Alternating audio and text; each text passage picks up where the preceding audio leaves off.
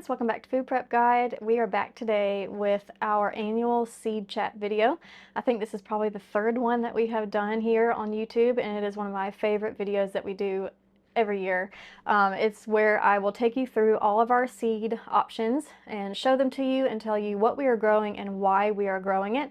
If you are new here, hi, my name is Jordan. My friend Stacy and I run this channel, and we are on a journey to growing and producing and preserving as much food as possible from here on our property.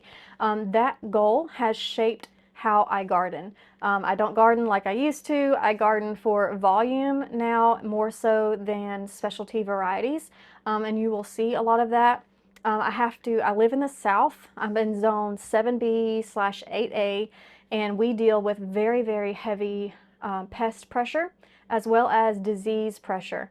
So a lot of these varieties will be reflecting having to battle those things as well. And this year's primary goals is to greatly increase my variety of flavor options for things like oatmeal, yogurt, cupcakes, muffins, all of our homemade cobblers, basically our homemade desserts and our breakfast and snacks. I need a lot of different ways to flavor those things because it can get old eating the same thing over and over again. We eat mostly foods that I cook here at home. And so in order to be able to still do that and everyone be able to enjoy those homemade things, we need some variety. So that will be reflected in this year's garden seed chat as well. Okay, let's get started. If you would like help planning a productive garden, scroll down to the description box of this video and click this link for a free garden printable. We calculated quantities for a year's supply of the most common garden vegetables and organized them into a neat chart to help you plan. We'll send it straight to your inbox. If you're new here, we invite you to subscribe and hit that notification bell so you don't miss any of our upcoming tutorials on gardening and food preservation, food storage, and more. Okay, real quick before we get in, I just want to say that I have recently healed from some kind of virus, and I am dealing with shortness of breath, like feeling like I'm kind of short on breath every now and then. And another thing is I am so thirsty all the time. So I've got a drink here. I might have to sip and drink while we do this seed chat, so y'all please forgive me for that. Okay, let's get started with some greens. I didn't bring out all of my lettuces this year because I feel like I go through a bunch of different lettuces, and the only ones that I have really found that I will stick to year after year, and that is this Yetakule. I still don't know for sure how I'm pronouncing that. I got it as a freed seed pack years ago. I got it again this year from Baker Creek, but I'm so glad that they sent this to me. I would have never ordered it otherwise, because if you read the description, it's like it's from Turkey. Istanbul, Turkey is like where it got cultivated, I guess, and I wouldn't have ever bought this because I'm like, well, that's not the same climate that I'm in, so it's not going to do well. And it proved me wrong. This is fantastic in my southern garden.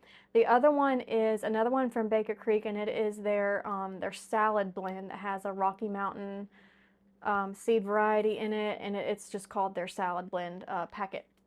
Those are the two lettuces that I will have in my garden every single year.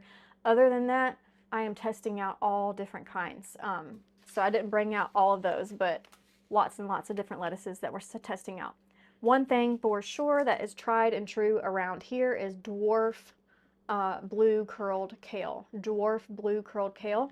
And this is a Dollar Tree seed packet, by the way. I have seen a lot of people will talk about when they go on sale, they're usually 4 for $1. So you're talking 25-cent seed packets. And I don't think a lot of people realize that these are heirloom. Almost all of the seed packets at Dollar Tree are heirloom. You'll want to definitely make sure, right here underneath it is where it says heirloom or not. But I've also heard people say not to get their seeds at Dollar Tree because it's a dollar store and not a seed store, which I totally understand. But they have had excellent germination rates for me. I don't know, if I just have a good supplier here in my area or what, but Dollar Tree seeds have proven to be really good quality seeds. So I do highly recommend those. Another one that I tried last year and was really fun that I'm going to do this again this year is Olden Boar kale. It is from Texas Tested Seeds. They say that they specialize in southern humid climates. So if you happen to live in a hot, humid climate, Texas tested seeds have some really excellent options that are proven to be able to withstand that heat and humidity. And of course, kale is a cool loving crop, and so it typically doesn't do great here in the South. It gets really, really hot in the spring really fast. It seems like we go from a very short winter straight into summer. But these two kale varieties, the dwarf blue curled and this Oldenburg kale, which just looks really cool. Look at that. Isn't that awesome? Oh, that's so cool looking. And so it's also, I like to grow things that just bring a smile to my face. I have to work out in the garden a lot. And it's just nice when you're surrounded by things that kind of look pretty or look cool or interesting, and so I don't know, that might be kind of a weird thing, but I like surrounding myself with a little bit of things here and there that just looks really nice to look at. Okay, next is going to be our cucumbers. I am boring when it comes to cucumbers. I like what I like. I don't stray when it comes to cucumbers. Muncher cucumber for snacking. I get these from Baker Creek, as you can see here. And National Pickling cucumbers. Again, this is a Dollar Tree seed variety, 25 cents a packet, and excellent germination rates and excellent production. National Pickling cucumber. I spent several years testing cucumber seeds, and when it comes to cucumbers and I find those winners, I marked it down in my notebook, and I just, I'm not dedicating time to researching anymore on those. These two are all we need for snacking and pickling into pickles. So those are my go-to cucumbers. For melons this year, last year I did an Indian variety from Baker Creek that was supposed to be really good for heat and humidity. And I don't know if it was just the drought last year. It was supposed to be really drought resistant as well. It's the whole reason I got it. And I just was not impressed with it. It was like an avocado. You know how, you wait and wait and wait for it to ripen, and then it finally does ripen, and then, you blink and it's bad. That's how those melons were. The window of opportunity to enjoy it was very, very small. Excuse me. So we are not growing those again this year. We will always do our sugar babies. Sugar baby watermelons are they're considered an icebox watermelon. They're only about this big, and so they are able to be trellised without any kind of specialty support system. A lot of people will still trellis their watermelons, but they will need to support them with pantyhose or some kind of cloth. But sugar babies are small enough to where they don't have to be supported like that. I am going to be trying Orange Glow watermelon for the first time. This is a Baker Creek variety. Anytime that I will scroll through posts in the Baker Creek kind of fan club group on Facebook, that's an excellent gardening group if you are interested in adding a new one to your list. Very active, very just really helpful posts, helpful people who really go out of their way to answer questions are in that group. And I can't tell you how many times I see this recommended. I have seen it recommended for years, but watermelon isn't something that I can preserve. It's not something I can line my pantry shelves with, and since that is my goal, watermelon just isn't really on my list. But my family loves a good fresh watermelon, and I absolutely want to be growing things that make them happy and excited about the garden as well, because I get a lot of help from them out in the garden. So this is strictly just for my family to enjoy for fresh eating, fresh snacking and stuff like that throughout the year, or throughout the summer at least, not throughout the year. Okay. Tried and true carrots is our red core Chantenay. Baker Creek, I've gotten these from Seeds and Such. I've gotten them from pretty much any company, and I haven't found any issue with germination rates between companies, so just this variety, no matter where you order it from, is going to be really good, especially if you are in the South for whatever reason. These don't get they don't get like that woody kind of taste or stringy kind of taste to it like other carrots have. We did 2 years ago, we did a side-by-side grow of 4 carrot varieties, and this was the clear runaway winner of all of them, and so I've been growing these ever since.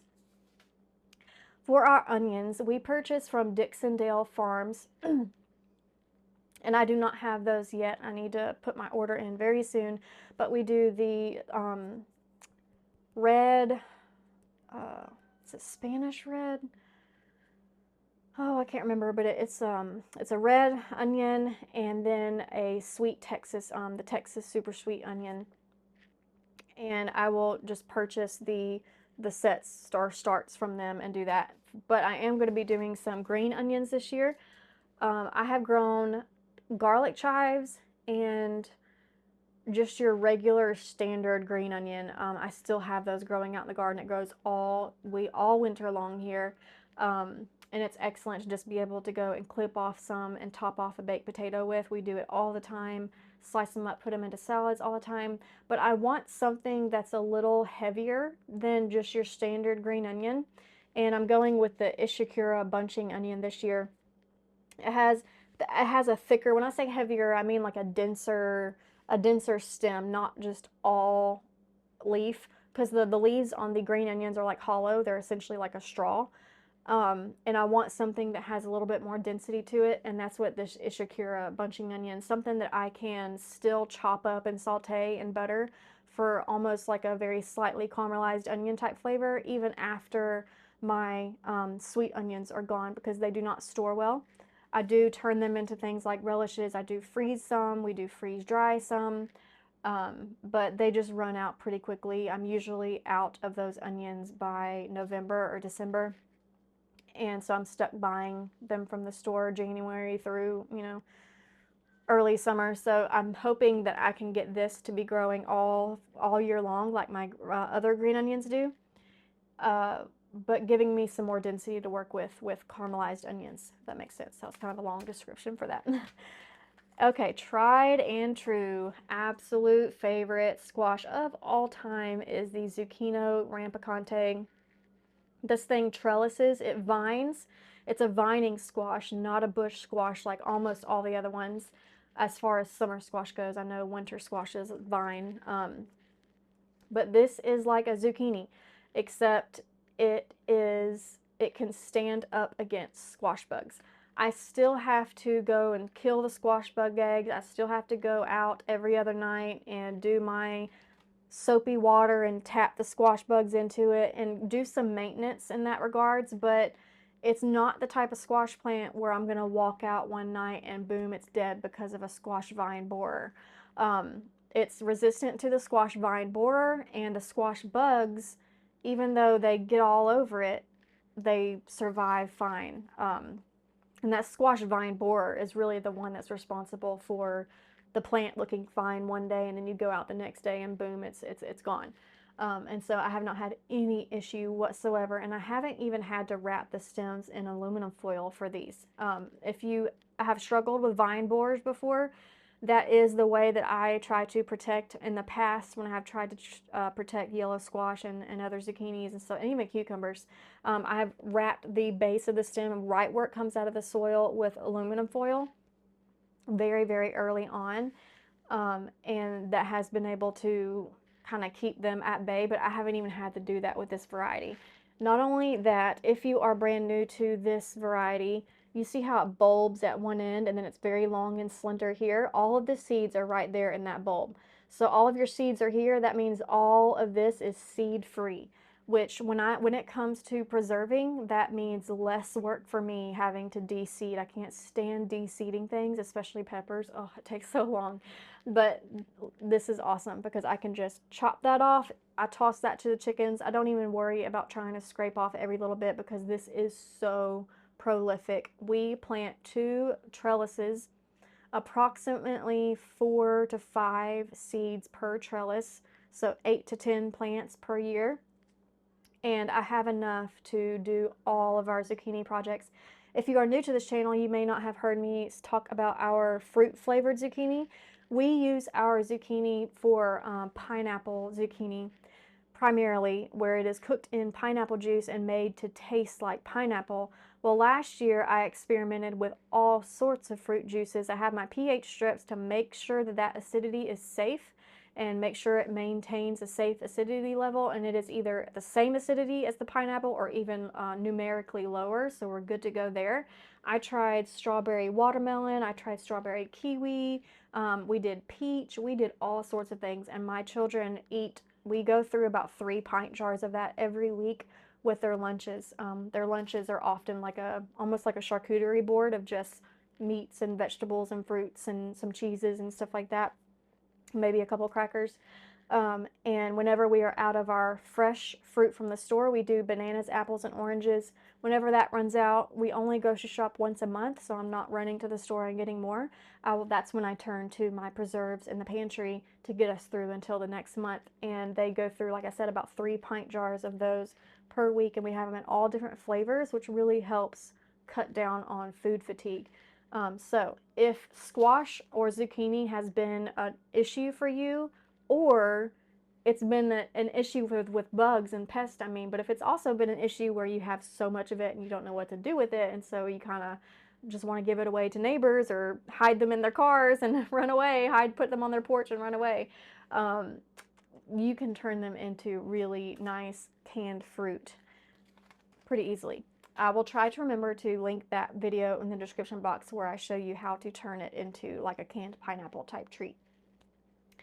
Okay, in the name of expanding my options for flavoring yogurt and oatmeal and all those things, 2 of the things that I'm doing is I'm bringing in a huckleberry. These are supposed to taste very similar to the blackberries without me dealing with all the thorns. I do have blackberries, berries that grow wild. I know there are thornless blackberries. I wasn't on the ball enough to get those this year.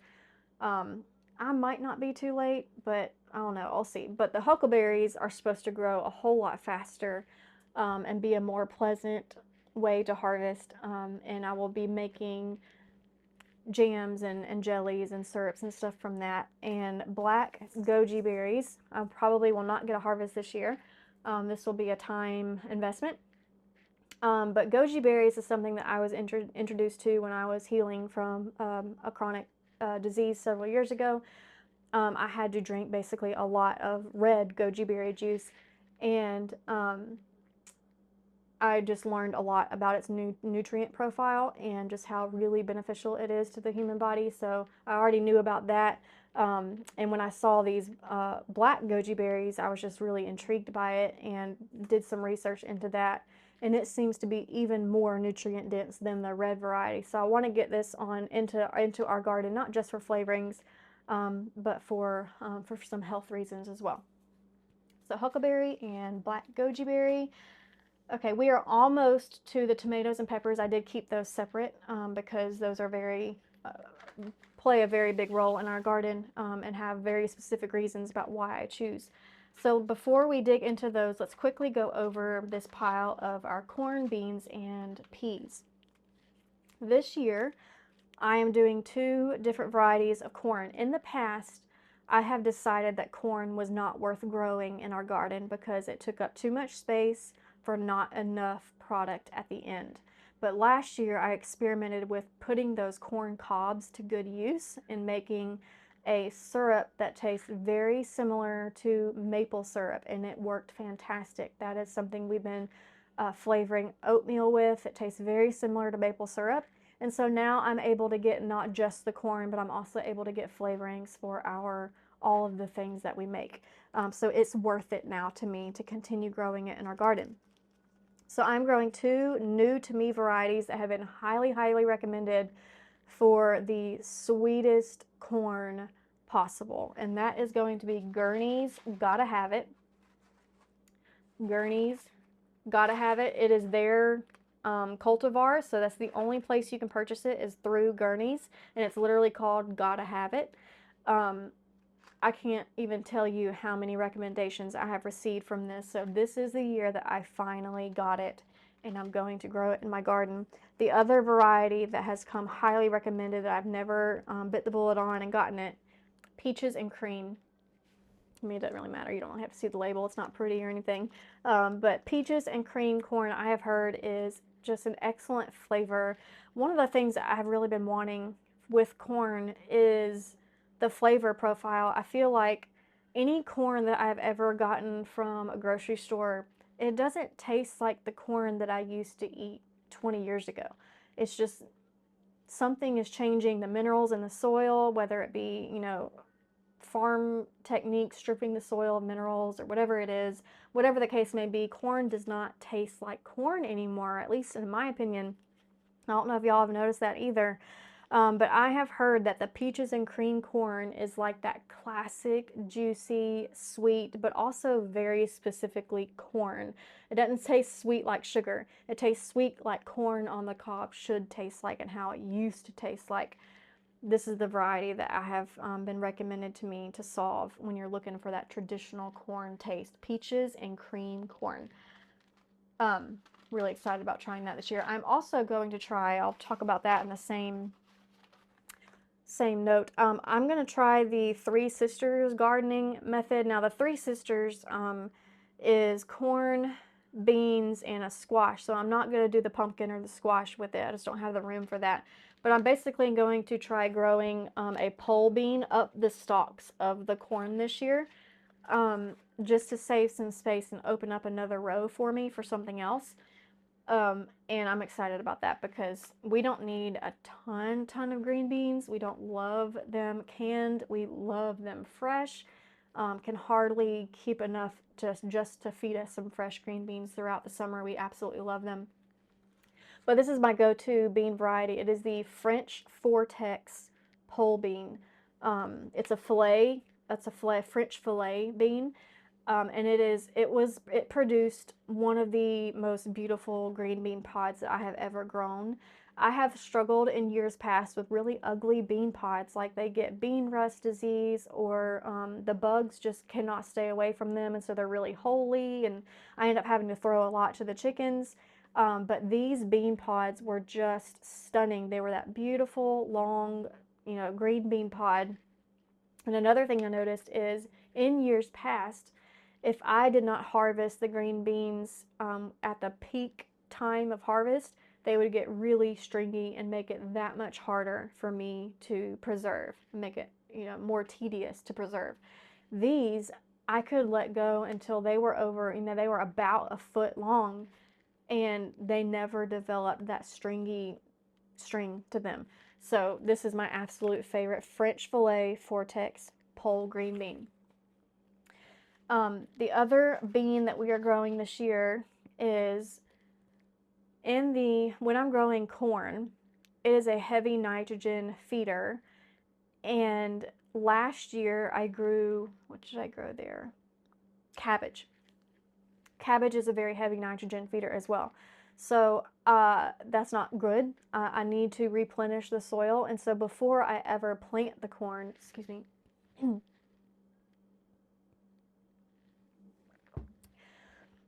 before I ever plant the corn, I'm going to make sure to amend that soil really, really well with some nitrogen.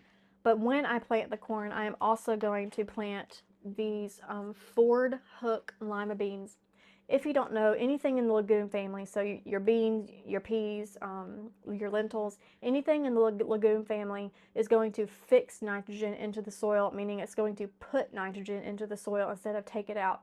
So if you plant a bean or a pea plant next to and with and intermingled throughout your corn, you are benefiting from that beneficial relationship of that legume putting nitrogen into the soil to be able to then feed the corn as it grows. Now, it's not going to be enough to skip nitrogen fertilization. I'm still going to be amending my soil with nitrogen, but it's just extra support to help prevent depleting that soil completely, so that I'm not, you know, we want to keep our soil healthy and have a diverse biome and all of that. So this is just going to help that situation. So everywhere I plant corn, I'm going to be intermingling it with these Ford Hook lima beans.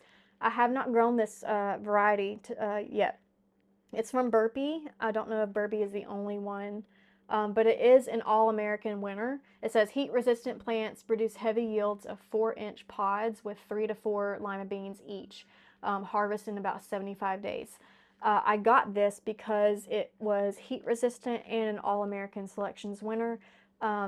you don't get to be an all-American winner unless you're very productive while also being able to fight off disease.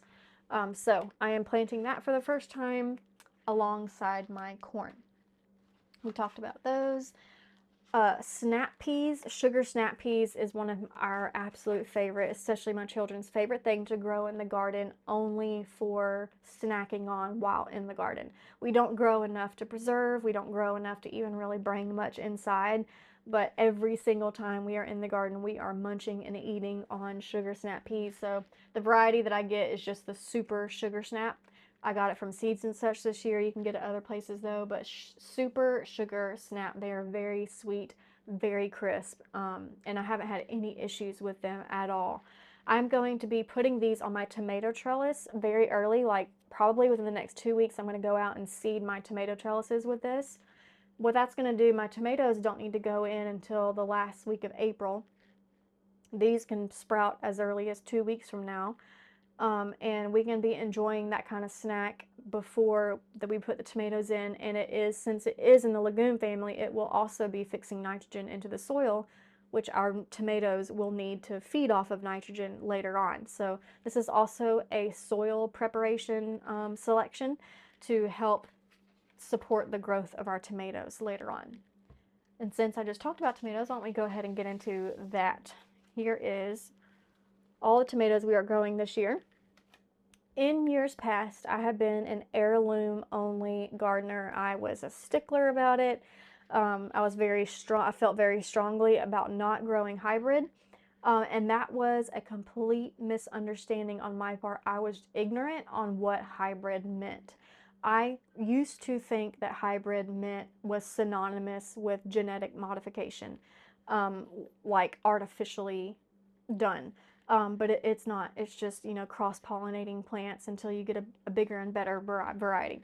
So now I will grow hybrid tomatoes, and what sparked my research into that was realizing that if my goal is to fill my pantry with preserves that will last the whole year until next harvest, I have to have so much food. I have to grow in such large volumes for 5 people, and that is very hard to do with heirloom tomatoes. They are not disease resistant. They split really easily.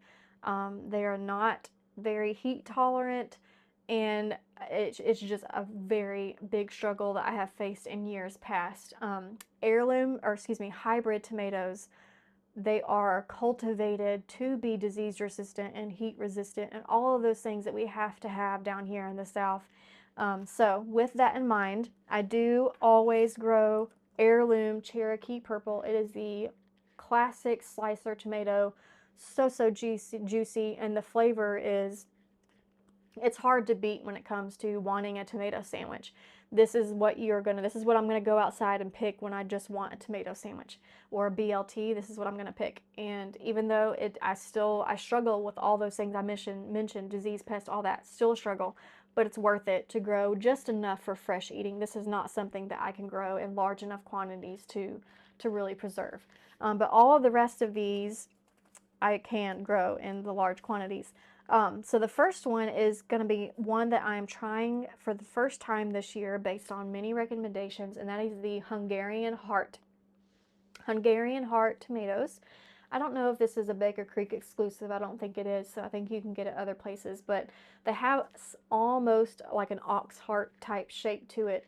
I'm getting these because they are supposed to be very meaty. If you look at that slice of tomato right there, you can see it's very few seeds. And that's really what you want when you are looking for a preservation tomato. You want more meat, less seeds, less juice. And that's what the Hungarian Heart, that's the makeup of the Hungarian Heart, is very meaty, less seeds, less juice. The next one I'm going to grow this year is one of the absolute favorites that I grew last year, and it will be in my garden from now on, and that is the Brandy Boy Hybrid. It is, I believe, a Burpee exclusive, and so I think you have to get it from Burpee Company, but Brandy Boy is a hybrid between your brandy wine tomatoes and your classic beefsteak tomatoes.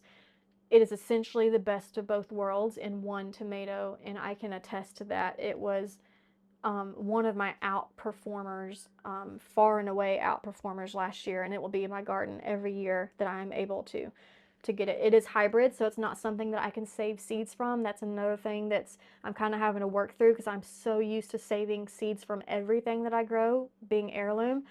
Hybrid, you can't do that, so I am having to buy those each year, but it's worth it because I wouldn't be able to put up our rotel and salsa and pasta sauce and pizza sauce and barbecue sauce and everything that comes from a tomato-based product. I wouldn't be able to do that if I didn't have something that produces in very large volumes that can withstand my heat and disease pest pressure here in the South. So another one that I'm growing that is, oh, I should not have bought these. Sun Gold tomatoes. They were the yummiest cherry tomato that I have enjoyed in several years. The reason why I said I shouldn't have bought these is because I'm going to have a bajillion volunteers. I had so many cherry tomatoes. We got tired of them, honestly. I mean, I don't think we got tired of the taste of them. I think we got tired of the work of harvesting them and putting them to good use because they just didn't stop. They took a brief break when our temperatures were regularly in the hundreds. I'm so thirsty. I'm sorry.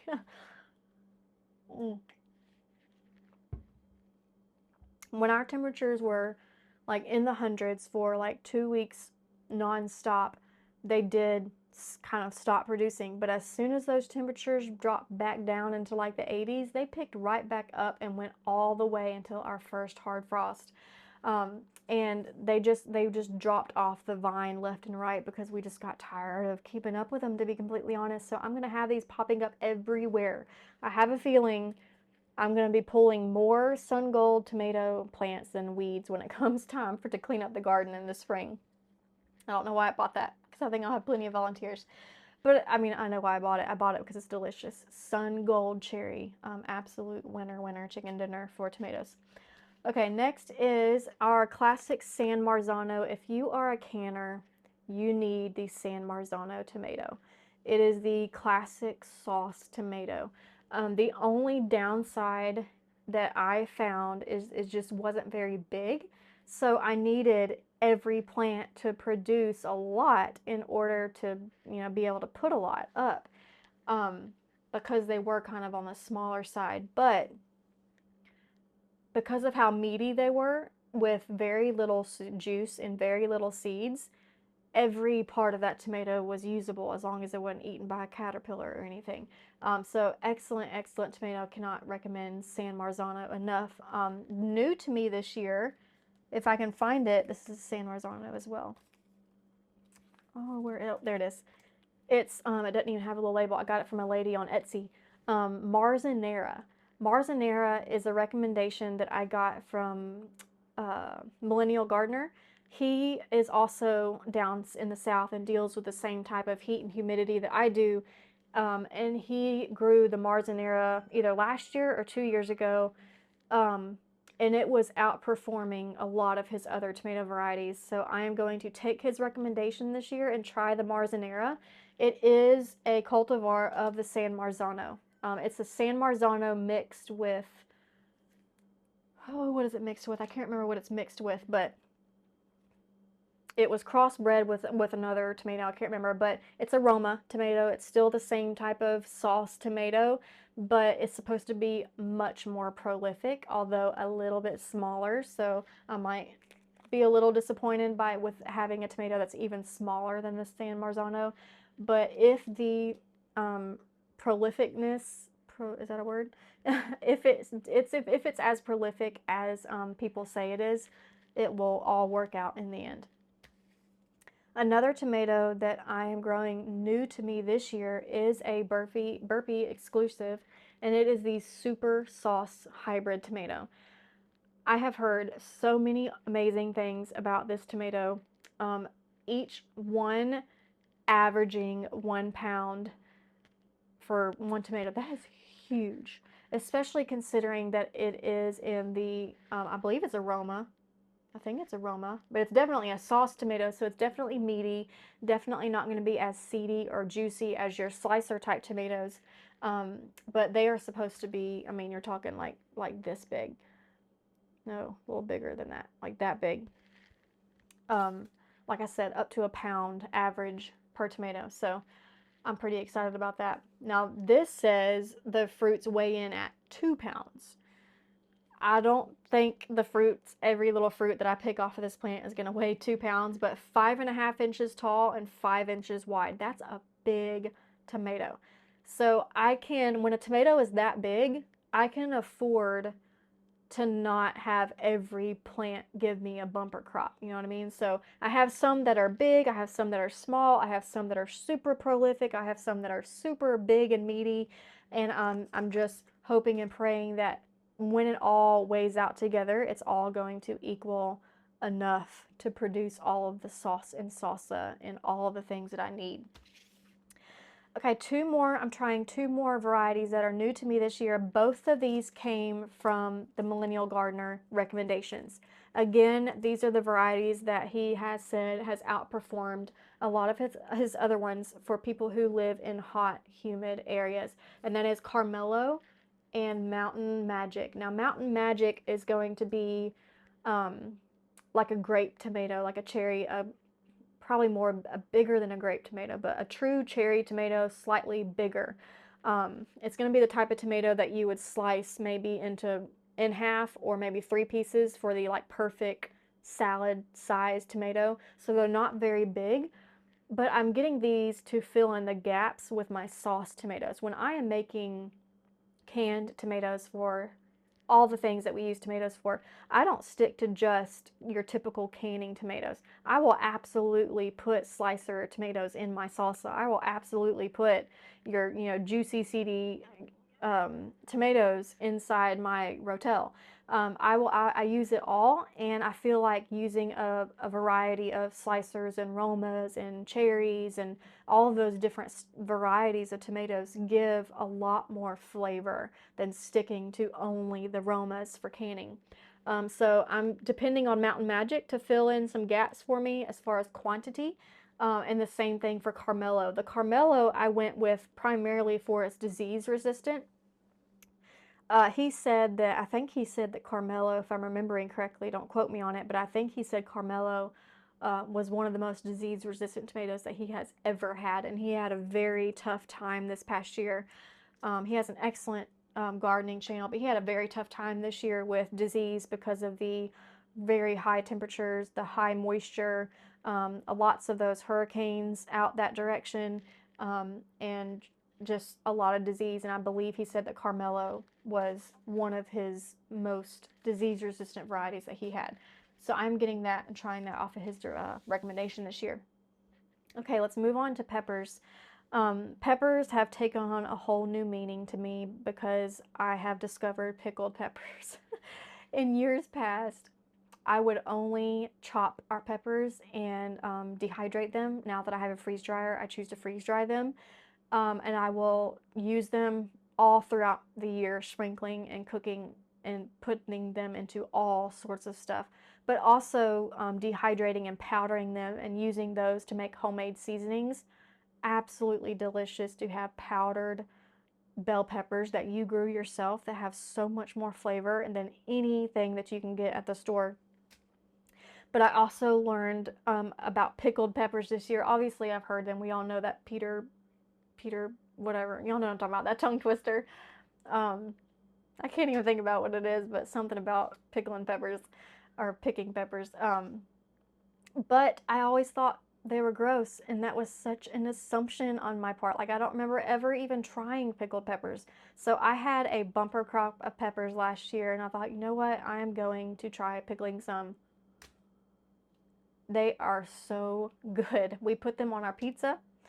We use them as a pizza topping, probably primarily, but we also use them as a sandwich topping, and I will chop them up pretty finely. Like, I'll take a jar, I'll drain off the vinegar brine, chop them up real fine, and put those in any kind of sauce that we're making for spaghetti or baked ziti or any kind of marinara based pasta sauce. I will put in finely chopped pickled peppers in it. And there's just something about that vinegary acidity that makes those peppers just absolutely taste delicious. I thought it would be terrible, but it is not. So now that I know that I can put those in my shelf, up on my shelf in more ways than just freezing and just dehydrating, I want to expand how many peppers that I grow. So we are going to stick with our tried and true giant Marconi peppers. This was by far the winner last year.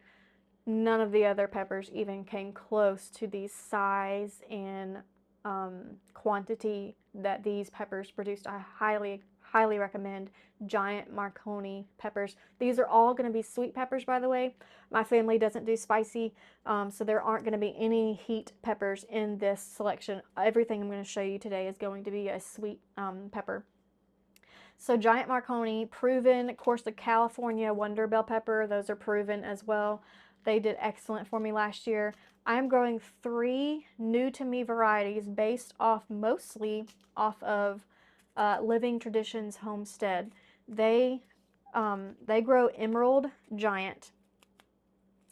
And she has said in years past, she has recommended Emerald Giant for years now, and has also mentioned that they're really hard to find. If you have a hard time finding a seed variety, go to Etsy, because a lot of backyard gardeners who do their own seed saving, and those varieties that may never make it to a true market seed garden like online, or might sell out super fast, you can go to Etsy and find backyard gardeners who have saved their seeds.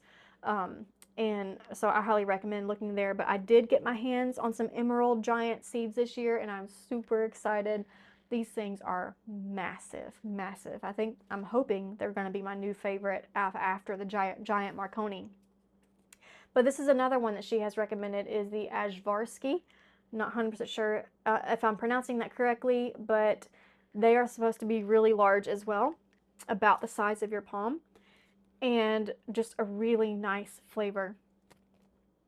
I have heard that if you're going to make your own homemade seasonings, and you want to do like a smoked paprika type seasoning, or even if you don't want to smoke it, this is like a really nice variety to have a really good flavor for your own homemade paprika. So I plan on doing that this year, putting up a lot of paprika, smoked paprika, because we have been using that a lot lately. I have no idea how to pronounce this one.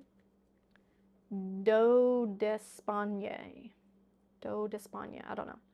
It is a Spanish pepper, and look at the size of those things, y'all. Those are massive. And that's not a perspective thing. Like if you saw one of these peppers compared to, you know, an apple or something, they really are huge. So again, I am hoping 6 to 7 inches long. Yeah, 6 to 7 inches long. Amazing. Oh, that's the Spanish word for Spanish mammoth. Makes sense, because those peppers are huge. But one of the reasons why I want to grow this, not just for its size, but it's disease resistant. It is supposed to be extremely disease resistant despite being an heirloom. It is an heirloom. Everything, I think everything from Baker Creek is heirloom. So all of these are going to be heirloom varieties. And like I said earlier, I usually don't get very good disease resistance out of heirloom varieties, but I have heard really good things about this one. So it has made the cut into my garden this year. Okay, last but not least, I got a packet of seeds from Southern Seeds this year. They are supposed to specialize in seeds for the South.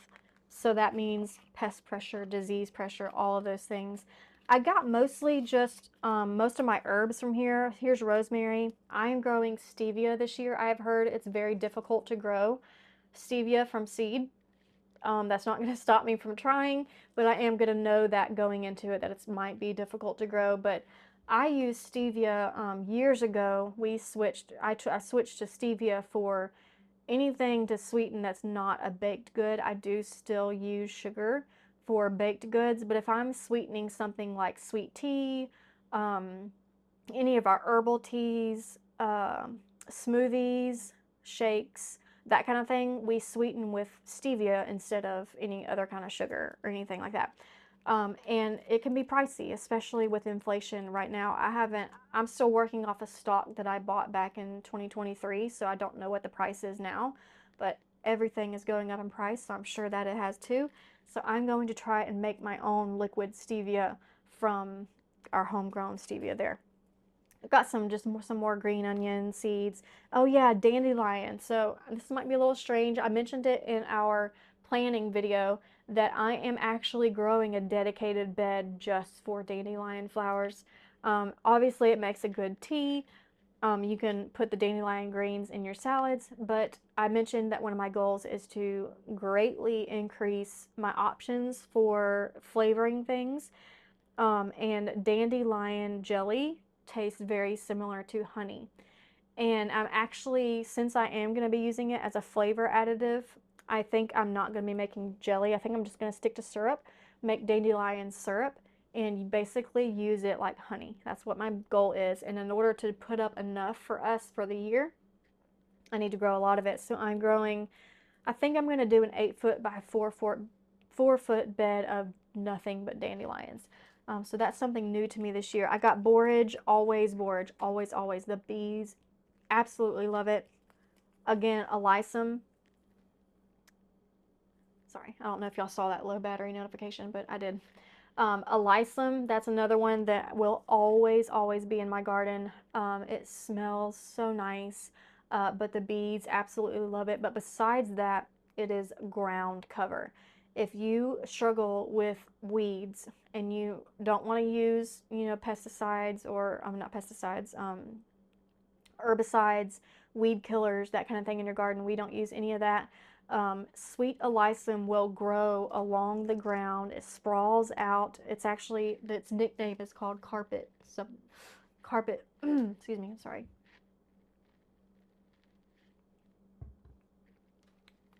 Carpet of snow, or snow carpet, because it essentially creates a carpet of ground cover. So I highly recommend that as well. Valerian, I am adding this to my medicinal herbs this year. I have grown lots of different medicinal herbs over the year. We have used valerian very heavily, but I have never made it myself, so I'm going to be growing that to tincture it. Snapdragons, zinnias, asters, more alyssum. I got the blue kind, royal carpet, which is like a bluish indigo type flower, and the snow carpet, which is white. So I'm going to be sprinkling both of those all throughout my garden this year. I'm really excited about it. Just to smell that smell again, and to put it to work for me for weed barrier. We do use that weed fabric. We switched to that last year, and it is one of the best decisions that I have made in my gardening career, is using weed fabric. I cannot recommend it more highly. And the weed fabric combined with the alyssum, I think is going to be the dynamic duo in the garden this year. Okay, y'all, that is it. 2025, that garden will be kicking off. It'll be here before we know it. I'm going to be winter sowing seeds next week, Lord willing. That will be the second week of February. I almost always do it right before my birthday, so that's something that needs to be happening very shortly, and then our garden will be off to the races before we know it. I can't wait. Okay, y'all. I hope that was helpful to you, and we will see you next time. Bye.